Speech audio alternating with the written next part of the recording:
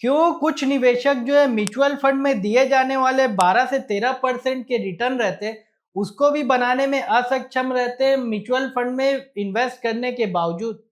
चलिए आज हम इसे जानने की कोशिश करेंगे। तो मेरा नाम है आकाश और आज हम बात करने वाले इन 6 चीज़ों के बारे में, जिसके कारण कि ऑर्डिनरी निवेशक जिसे ज़्यादा एक्सपीरियंस नहीं होता, वो म्यूचुअल फंड में निवेश करने के बावजूद पूरी रैली को एब्जॉर्ब नहीं कर पाता। पहला यहाँ पर हम बात करेंगे हिस्टोरिकल रिटर्न की, फिर दूसरा हम बात करेंगे इमोशन से, फिर हम डाइवर्सिफिकेशन की बात करेंगे, इन्वेस्टमेंट ऑब्जेक्टिव की बात करेंगे, अनरिलेटेड एक्सपेंसेस की बात करेंगे और लैक ऑफ रिसर्च की बात करेंगे। तो चलिए शुरू करते हैं। यहाँ पर अगर हम हिस्टोरिकल परफॉर्मेंस की बात करें तो जो निवेशक अभी अभी निवेश की दुनिया में आता है, वो चाहता है कि वो ऐसे फंड में निवेश करें जो कि ऑलरेडी उतने अच्छा परफॉर्म करके दिए। अगर हम 2020 से 2024 की बात करें तो इस दौर में जो है स्मॉल कैप ने लगभग 30% के सीएजीआर रिटर्न बनाए,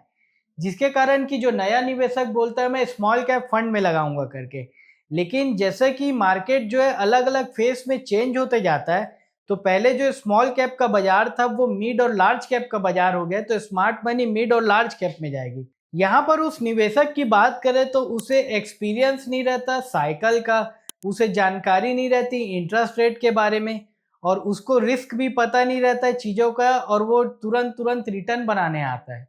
जो कि एक प्रकार से डिफ़िकल्ट बना देता है उसकी परफॉर्मेंस को जज करने के लिए। और उसकी परफॉर्मेंस अगर निफ्टी या मेन इंडाइसेस से करे तो वो कम हो जाती है। फिर यहाँ हम दूसरी सबसे इम्पोर्टेंट चीज़ के बारे में बात कर लेते हैं, जो कि है इमोशन की। इमोशन जो कि निवेश की दुनिया में निवेशकों के लिए सबसे बड़ा दुश्मन का काम करता है। जनरली आज के समय ये हो रहा है कि जो जितने भी निवेशक हैं जो नए-नए आ रहे हैं और जो छोटी-छोटी बचत करते हैं और सिप के थ्रू लगाते हैं, वो ग्रो में, ज़रोधा में डायरेक्ट प्लेटफ़ॉर्म के थ्रू जो है निवेश करते हैं। यहाँ पर होता ये है कि हर दिन में वो जो है अपने पोर्टफोलियो को चेक करते हैं। जैसे कि अगर हम हाल-फिलहाल की बात करें जहाँ पर इज़राइल और ईरान की वॉर हो रही थी और वहाँ पर अमेरिका घुस रहा था, तो यहाँ पर ये भी कयास लगाए जा रहे थे कि वर्ल्ड वॉर 3 ना स्टार्ट हो जाए, जिसके कारण स्टॉक मार्केट में जो है पैनिक सेलिंग आई। तो इस पैनिक सेलिंग के कारण जो नया निवेशक होता है, वो देखता है कि भाई मेरा पैसा तो है गल जाएगा करके वो तुरंत बाहर निकल जाता है। और कई बार ऐसा भी होता है कि वो शॉर्ट टर्म ट्रेडिंग चालू कर देता है अपने म्यूचुअल फंड में, जिसके कारण कि वो कभी 6% कभी 10% का प्रॉफिट लेके निकल जाता है और कभी वो लॉस लेके बाहर निकल जाता है, जिसके कारण कि वो कंसिस्टेंटली जो है अपने पैसे को कंपाउंड नहीं कर पाता है। और ये इमोशन जो कि किसी भी ऑर्डिनरी निवेशक को सबसे पहले आता है, जिसके कारण कि उसके पैसे की जो बड़े बनने की ताकत रहती है वो बहुत कम हो जाती है। तो इस प्रकार से इमोशन जो है बहुत ज़्यादा अफेक्ट करता है किसी भी निवेशक को म्यूचुअल फंड में। और यहाँ पर एक और सबसे इम्पोर्टेंट चीज़ जो है बोली जाती है निवेश की दुनिया में, कि बाजार में आप पूरे 10 साल में अगर 30 से 40 दिन बाजार में ना रहे राइट टाइम पे, तो आपका जो रिटर्न है वो लगभग आधा हो जाता है करके। जिस समय ये ऑर्डिनरी निवेशक है जिसे एक्सपीरियंस नहीं रहता वो बाहर निकलता है, वही टाइम जो है सबसे ज़्यादा पैसा डालने वाला रहता है, जिसके कारण रिटर्न जो है कंप्रोमाइज़ हो जाती है। यहाँ पर हम बात कर लेते हैं अब डाइवर्सिफिकेशन की। यहाँ पर जितने भी जो ऑर्डिनरी निवेशक रहते हैं या जिन्हें एक्सपीरियंस कम रहता है और नए-नए आए रहते हैं, वो करते ये हैं कि 10, 12, 15 कभी-कभी 30-30 म्यूचुअल फंड खरीद लेते हैं, इक्विटी सेगमेंट के। जहाँ पर कि एक प्रकार से डाइवर्सिफिकेशन का मीनिंग ही चेंज हो जाता है, क्योंकि ये सारे जो 25-30 म्यूचुअल फंड रहते हैं उसमें एक ही पर्टिकुलर प्रकार के जो है लगभग शेयर जो है ज़्यादातर पे रहते हैं, जिसके कारण कि ओवरलैपिंग होती है। लेकिन यहाँ पर अगर सही तरीके से डाइवर्सिफिकेशन की बात करें, 2024 से 25 के मार्केट में जहाँ गोल्ड चला, तो निवेशकों को अपना कुछ पैसा जो है गोल्ड के ईटीएफ में लगाना चाहिए था, जो कि किसी आम निवेशक को या रिटेलरों को पता नहीं चल पाता, जिसके कारण कि बाजार में होने वाली गिरावट के कारण उसके परफॉर्मेंस में दिक्कत आ जाती है। चलिए यहाँ पर अब हम बात कर लेते हैं इन्वेस्टमेंट ऑब्जेक्टिव की, यानी कि कोई व्यक्ति जो है आने वाले 10 साल के लिए, 15 साल के लिए निवेश के ऑब्जेक्टिव से निवेश करता है। तो यहाँ पर होता ये है कि रेगुलर जो है अपने म्यूचुअल फंड की एनएवी चेक करता है कि भाई मेरा कितना प्रॉफिट हुआ है, कितना घाटा,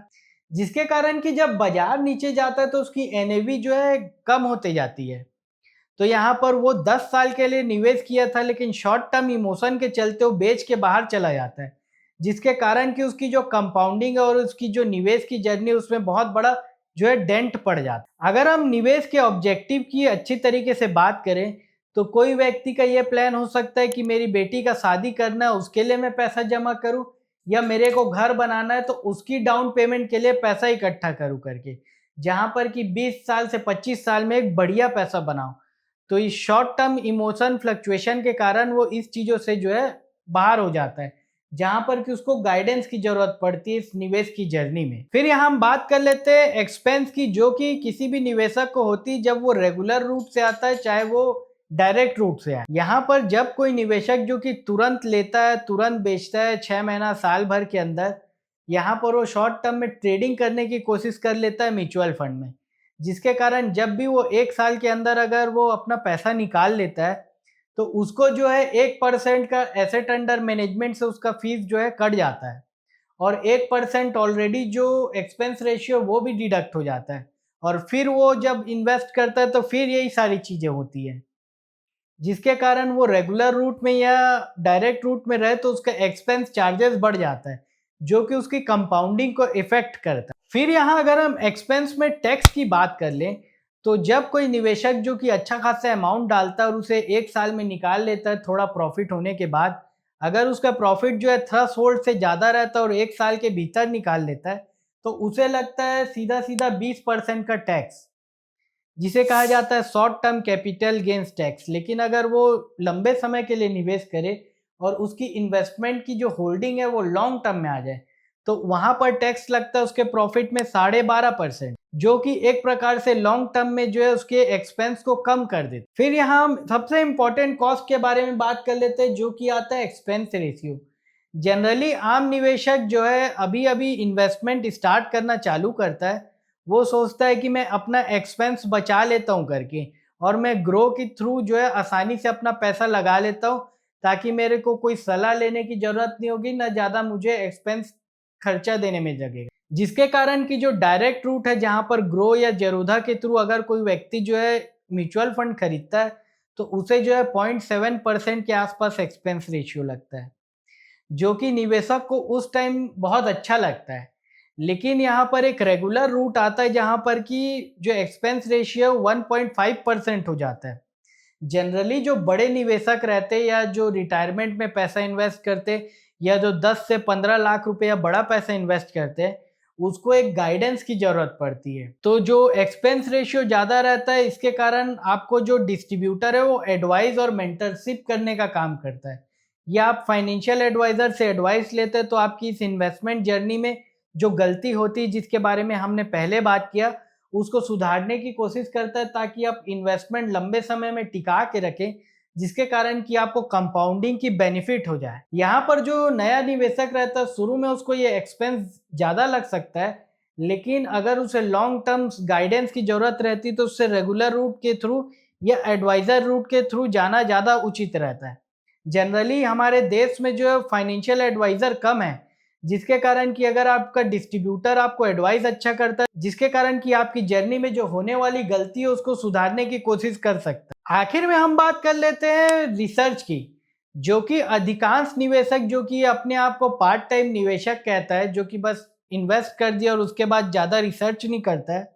और जिसके कारण अगर उसको आधी अधूरी जानकारी रहे तो उसका रिस्क भी बढ़ जाता है। यहाँ पर हाल फिलहाल के समय में जितने भी कॉरपोरेट या जॉब में जितने भी लोग काम कर रहे हैं, वो अपनी पर्टिकुलर एक जगह में स्पेसिफिकेशन रखें, लेकिन अगर वो पार्ट टाइम निवेश कर रहे हैं तो उन्हें ज़्यादा जानकारी नहीं रहती, जिसके कारण कि जब वो निवेश करते हैं तो आधे अधूरे ज्ञान के कारण निवेश की दुनिया में लॉन्ग टर्म बने रहने में दिक्कत जाता है। और यहाँ पर जब रिसर्च करते हैं तो यहाँ पर सीरियस टाइम और एनर्जी देना पड़ता है, जो कि लोगों के पास कम रहता है। तो यहाँ पर एक गाइडेंस की ज़रूरत जो है बहुत ज़्यादा इंपॉर्टेंट हो जाती है। अगर आपको इस वीडियो से रिलेटेड कोई डाउट हो तो आप कमेंट करके बता सकते हैं। ऐसी और एक्साइटिंग जानकारी जानने के लिए हमारे इस चैनल को आप लाइक, सब्सक्राइब एंड शेयर करें। धन्यवाद।